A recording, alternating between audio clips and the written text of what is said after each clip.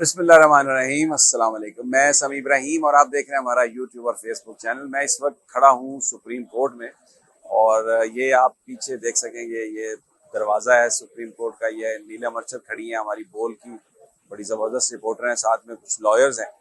और आज भी एक हंगामा खेज और ड्रामाई दिन सुप्रीम कोर्ट में। बेंच बैठा आके, 4 मेंबर बेंच, और लेकिन उससे पहले फैसला सर्कुलेट किया गया। जो कल जो काजी फाइज ईसा साहब के हवाले से जो भी डेवलपमेंट थी, उस पर कल बेंच ने एक फैसला किया। उसमें 3 मेंबर्स जो थे उन्होंने ये फैसला किया कि जो ऑब्जर्वेशंस थी काजी फाइज ईसा साहब की, उसकी कोई ज़रूरत नहीं थी। उसको वो तस्लीम नहीं करते, क्योंकि 5 मेंबर बेंच जो है वो सुओ मोटो का फैसला कर चुका है। फिर उसके बाद आज जब 4 मेंबर बेंच बैठा, ये कल का ऑर्डर ऑफ द कोर्ट था, तो आज जो जमाल खान मंदोखेल थे उन्होंने अपने आप को रिक्यूज़ किया।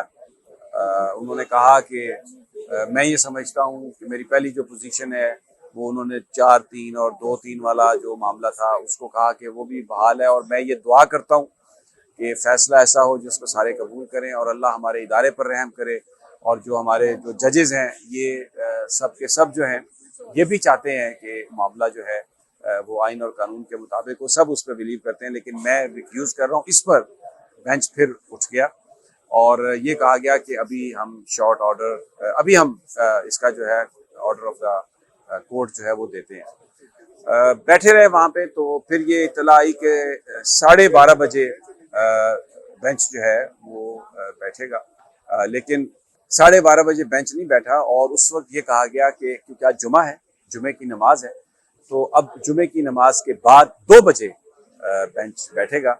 और अब ये 3 कुर्सियां लगी हुई हैं अदालत में, जिसका मतलब है कि ये 3 मेंबर बेंच होगा। उमर अताब बंदयाल साहब इसकी सरबराही कर रहे होंगे, एजाजुल एहसन साहब और मुनीब अख्तर साहब होंगे। अब क्या ये फैसला करता है आके, समात जारी रखते हैं इसी मुकदमे की ये 3 मेंबर बेंच, कानूनी तौर पर they are entitled to do that, वो कर सकते हैं, या कोई बड़ा बेंच रिकॉन्स्टिट्यूट करते हैं। अगर तो कोई बड़ा बेंच रिकॉन्स्टिट्यूट किया गया या और जजेस को शामिल किया गया, तो फिर पॉसिबिलिटी है कि समात आज जारी ना रह सके। लेकिन अगर इसी बेंच ने सुना केस, तो फिर अटॉर्नी जनरल साहब मौजूद हैं, और जो वकील होंगे सियासी जमातों के, उनसे कहा जाएगा कि वो आके अपना मौक़िफ़ पेश करें। एक यहाँ पर फियर है जो मैं समझता हूँ, कि जिस तरीके से एक एक करके जज जो हैं वो अलहदा होते गए हैं बेंच से, इस वक्त सुप्रीम कोर्ट डिवाइडेड है। जजेस जो हैं उनकी बिल्कुल जो अलाइनमेंट है वो सामने नज़र आ रही है हमें। और जिस तरह पार्लियामान में मुस्लिम लीग नून के लेजिस्लेचर अपने अपने मौक़िफ़ का इजहार कर रहे हैं, ये जज साहबान भी जो कुछ कर रहे हैं उसे एक तो उसका रिजल्ट निकल रहा है कि केपी के और पंजाब असम्बली में इंतखाबात का जो मामला है वो उस पर समात इल्तवा का शिकार हो रही है। तो अगर हम इसको देखें तो ये भी एक, हम ये कह सकते हैं कि इसकी वजह से, मैं ये तो नहीं कह रहा कि ये कोशिश है, लेकिन क्योंकि मैं तौहीन अदालत का मुर्तकब नहीं होना चाहता, लेकिन इसकी वजह से जो इलेक्शंस का मामला है वो मजीद इल्तवा का शिकार होता जा रहा है। तो इल्तवा कौन चाहता है? इल्तवा नून लीग चाहती है, इल्तवा मौलाना फजल रहमान चाहते हैं, इल्तवा एस्टेब्लिशमेंट चाहती है, इल्तवा पाकिस्तान पीपल्स पार्टी चाहती है। तो इस लिहाज से ये सारा एक ही। अभी मुझे नीलम ने कान में बताया कि बेंच बना दिया गया। नीलम, किसका, कितने मेंबर्स बेंच है? सर 3 रुकनी बेंच है। जस्टिस उमर अताब बंदयाल साहब की सरबराही में ये जो बेंच है समात करेगा। बीपर की भी कॉल आ गई है पहले, लेकिन समी साहब को बताते हैं कि ये जस्टिस एजाजुल एहसन, जस्टिस मुनीब अख्तर इस बेंच का हिस्सा होंगे। तो ये खसूसी बेंच है, 3 रुकनी बेंच की फॉर्मेशन पर बड़े सवाल उठ रहे थे कि कब बनेगा। तो अभी ये लेटेस्ट न्यूज़ है जिसके मुताबिक 3 रुकनी बेंच बन गया। ठीक है, अब आप बीपर दे दें। और आप ताज़ा तरीन फिर ये है कि ये 3 मेंबर बेंच जो है ये खसूसी बेंच है, और ये अब समात करेगा, क्योंकि ये पहले भी इस केस को सुन चुके हैं, तो इसलिए ताख़ीर जो है वो नहीं होएगी। और 2 बजे खसूसी bench chief justice Umar Ata Bandial साहब की सरबराही में जस्टिस मुनीब अख्तर और एजाजुल एहसन उस बेंच का हिस्सा होंगे। और ये जो पंजाब और केपी की असम्बली में इंतखाबात का मामला है, उस पर ये बेंच अपनी समात जारी रखेगा। आर्गूमेंट्स इलेक्शन कमीशन के भी हो चुके हैं, अली जफर साहब भी दे चुके हैं, एडवोकेट जनरल पंजाब दे चुके हैं, एडवोकेट जनरल केपी के दे चुके हैं। सियासी जमातों के लिए जो फारूक एच नाइक हैं वो पीपल्स पार्टी को रिप्रेजेंट करते हैं, और जो शेख अकरम साहब हैं उन्होंने कहा कि वो PMLN को रिप्रेजेंट करते हैं। कामरान मुर्तज़ा साहब, उनका वैसे ताल्लुक JUI से है, लेकिन उन्होंने कहा कि वो KP गवर्नर को रिप्रेजेंट करते हैं, लेकिन हो सकता है वो जमीयत उलमा इस्लाम को भी रिप्रेजेंट करें।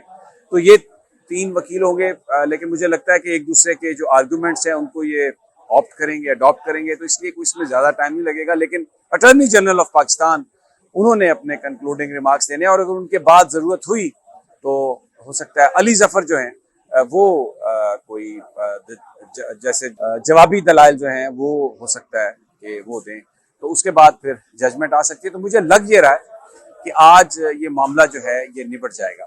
अच्छा, और बहुत सारी इंटरेस्टिंग चीज़ें हैं जो मैं आपके साथ शेयर करना चाहता हूँ। आज आजम नज़ीर तारड़ साहब यहाँ पे थे, अता तारड़ साहब भी थे, मुझसे भी मिले, देवर वेरी काइंड, सलाम अलैकी हुई उनके साथ। लेकिन यहाँ पर जो मीडिया से गुफ्तगू हो रही थी उसमें अता तारड़ साहब ने एक बात कही, क्योंकि उन पर इल्ज़ाम एक लगता है उनकी फैमिली पर, रफ़ीक तारड़ साहब उनके दादा जो सदर पाकिस्तान भी रहे, सजाद अली शाह साहब को जब निकाला गया तो उसमें कोयटा बेंच और पेशावर बेंच बड़ा इंस्ट्रूमेंटल था, और उसमें इल्ज़ामात थे कि रफ़ीक तारड़ साहब ने उसमें अपना इन्फ्लुएंस इस्तेमाल किया, और ये भी था कि शायद कुछ पैसे वैसे भी इसमें इस्तेमाल हुए, ये इल्ज़ाम था। तो अता तारड़ साहब ने आज ये बात कही कि जहाँ जहाँ पर सजाद अली शाह, एक सवाल के जवाब में सजाद अली शाह होंगे तो तारड़ भी वहां पर आएंगे। तो ये जो एक रिमार्क्स हैं ये बड़े इस लिहाज से बड़े डिस्टर्बिंग रिमार्क्स हैं कि जहां सजाद अली शाह होंगे वहां पे तारड़ भी होंगे। तो उन्होंने भी इक्वेट किया है सारी सिचुएशन को 90 की दहाई में जब सजाद अली शाह साहब को निकाला गया था। तो एक कोशिश हमें नजर आ रही है कि सजाद अली शाह साहब की तरह उमर अताब बंदयाल साहब पर दबाव डाला जाए, इस्तीफा लिया जाए, उनको निकाल दिया जाए, या उनकी जो जजमेंट है उसको इम्प्लीमेंटेशन नहीं होने दिया जाएगा उसकी, और पार्लियामान जो है वो कानून साजी करके उनकी पावर क्लिप कर देगी, उन पर दबाव डाला जाए कि वो फुल कोर्ट बनाएं। लेकिन ऐसा लग रहा है कि इंडिपेंडेंस ऑफ जुडिशरी पर बिल्कुल जो उमर अताब बंदयाल साहब हैं वो बिल्कुल किसी तरह का भी कोई कंप्रोमाइज़ करने के लिए तैयार नहीं है, और बिल्कुल वो डट कर खड़े हैं।